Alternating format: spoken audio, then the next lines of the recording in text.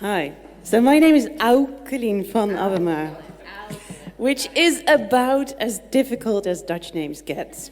So I don't blame you for not being able to pronounce it right. But I live in Ashford in Kent for the past 2.5 years. And I love that my friends there, my British friends now dare to say my name out loud because it makes me feel so loved. And there's something special about your name, right? My name is Aukelien and I teach dating in church. So if you want to have fun conversations wherever you go in the world, literally, just say, I teach dating in church, and you're good to go for the next hour or so. And the reason I teach dating in church is that 10 years ago, I found myself living in a beautiful apartment in Amsterdam, which I bought, actually, being a counseling psychologist, having my own practice, having a lovely church where I felt very much at home. I had a lovely community there, and I was single. And all my lovely evangelical church had to say to me was, oh, you know what you should do?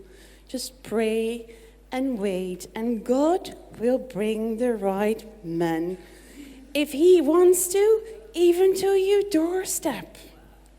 And you know who rang my bell? It was a delivery guy and my window washer who wanted his money. And those were not the guys I wanted to marry. So the clinical psychologist in me at some point started to wonder, what if there is more to the story than just praying and waiting? And lucky for me, I grew up in a very legalistic, activistic church. So I didn't know how to do waiting very well anyway. So I decided to make a project of it, and I decided to learn how to date and how to date well. And here's what I believe. I believe singleness is absolutely brilliant. I believe single people are complete in Christ just as much as their married counterparts are. And I believe marriage is a place where you practice your relationship skills on just one person, whereas when you're single, you get to practice them on a whole bunch of people, usually. But here's the other thing. I know for a fact that 98% of single people rather want to be married. They just don't want any marriage. They want a good, happy, healthy marriage, and I do not blame them. Being a couples counselor, I know that the most beautiful looking couples can also be the most horrendous people at home who fight and nag each other and blame each other and get into this whole horrible place. So this is my passion. My passion is to teach single people how to date well, and at the same time how to know their identity in Christ, how to know that they are complete in Christ, that they do not need to be married to be seen or to be equal members of the church they're in. And that's what I've been doing for the past 10 years. So on the second course I was teaching in my own church, which was Crossroads Amsterdam at the time, lovely church, there was this gentleman sitting on the second row, smiling at me all the time.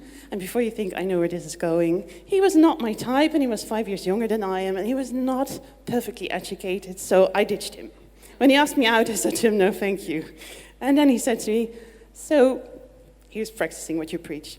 Don't you teach that you should say yes to every first date unless you're absolutely sure that the people asking you out are chainsaw murderers?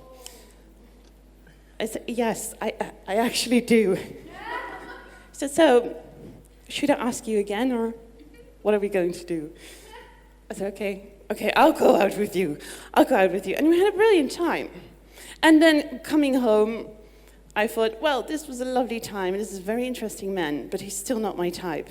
And I still don't think he's handsome enough and good enough for me, honestly.